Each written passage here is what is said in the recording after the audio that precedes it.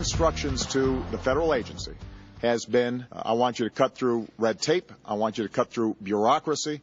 There's no excuse for inaction. I instructed my team not to let red tape and bureaucracy get in the way of solving problems. We are not going to tolerate red tape. We're not going to tolerate bureaucracy. And, I've instituted a 15-minute rule, essentially, on my team. You return his phone calls in 15 minutes.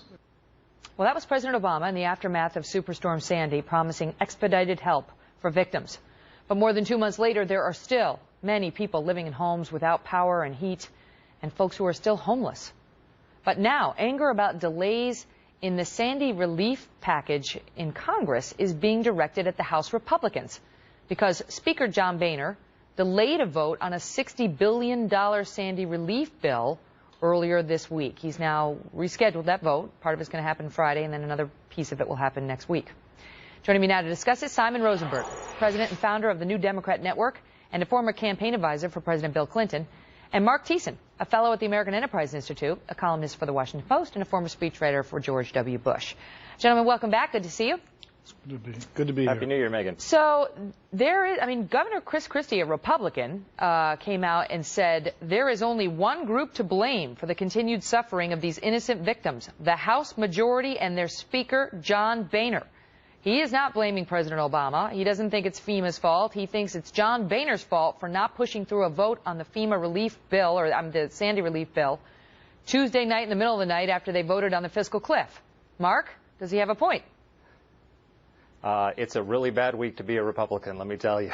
This has been an absolute debacle. This is a self-inflicted wound on the part of the House leadership. They spent so much time, they were so busy capitulating on the fiscal cliff that they didn't bother to explain to the American people why they weren't going to capitulate on this pork-laden Sandy relief bill. And so they've got Chris Christie and Peter King yelling at them and making Obama's case for him. I mean, the reality is, you just had all those quotes from President Obama saying, I instructed people to do this, I instructed people to do that. It looks like he instructed congressional Democrats to load this thing up with pork.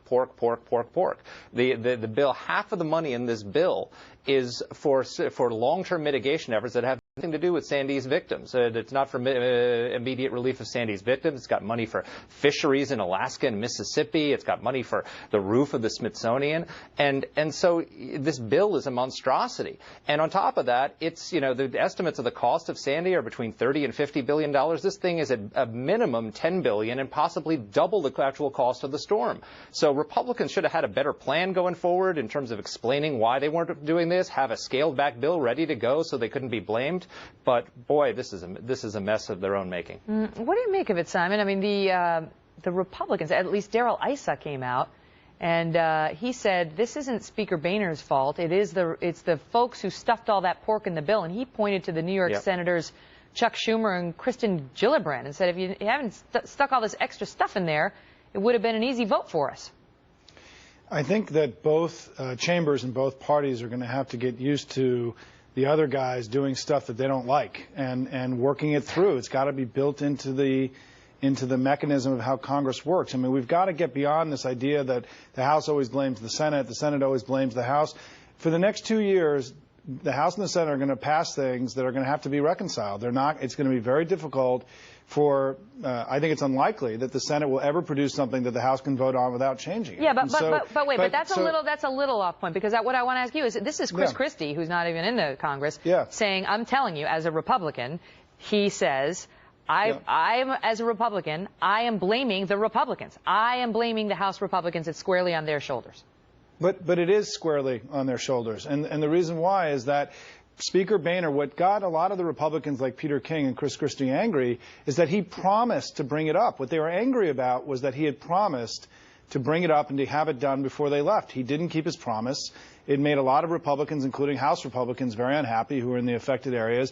And the point is that the Republicans who don't like what's coming out of the Senate, and Mark and I talked about this last week, Megan, when we were on the show, is that this is what's going to happen again and again and again. And if what's going to happen is the House is going to bitch and moan that the Senate passed something that they didn't like instead of actually taking it on, going to reconciliation, and fighting it out in the normal order that how Congress works, they've got to stop complaining and rolling up their sleeves and getting this work done on time. Is it that, or is it that, they saw some hypocrisy in senators like Schumer who they say had loaded in some of the pork, then expressing outrage that they didn't give it the vote that he wanted.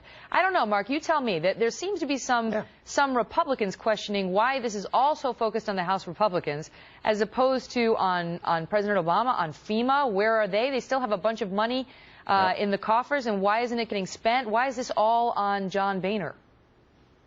Well, you're right. I mean, they were right to oppose the bill. It is potentially at least $10 billion and potentially double the actual cost of the storm. There is no need to pass a $60 billion emergency bill this week. They could have passed a bill that was half that amount that would have provided aid to the victims and not been stuck with this, which is what they should have done. But look, you were talking about Chris Christie before. You know, Chris Christie ought to direct his fire at President Obama if he thinks this bill is so wonderful. Obama used him as a prop before the election. And then once the election was over, so was the bromance. If President Obama wanted, he had a bill this week that the Republicans had to pass. It was called the fiscal cliff. He included money in there for hundreds of millions of dollars, billions of dollars for Hollywood, for Goldman Sachs, for rum producers, for algae growers. I mean, there was literally $40 billion in tax expenditures in that bill, but he didn't have any money in there for Sandy victims. If Obama and Schumer thought this was such a priority, they should have included it in the fiscal cliff bill. They included everything else. So Chris Christie ought to talk to President Obama. But, Mark, they passed the separate bill on the 28th before the fiscal cliff bill had been passed. They'd already gotten that done. Boehner promised everybody in town it was going to get done. It didn't. And now what we're going to see is the Speaker doesn't like the Senate bill. He's going to pass a different bill, and they'll have to work in the next week to 10 days to reconcile it and bring it together. But I think you're right. The Speaker blew this one. It's been a tough week for the Republican Party, and let's hope this thing can get done in the next week to 10 days. Maybe that's why he was crying. I don't think so. I think he was actually moved to tears by the speech. Megan, neither of us cried today on your show. But are you in favor or against the crying? Mark, what do you think? I'm in favor. I'm in favor. I'm not going to cry, but I'm in favor of Simon crying. I think it endears a lot of people to Speaker Boehner. It makes me like him much more. Oh, well, there you go. We'll leave it on a nice nonpartisan note. Thank you, guys.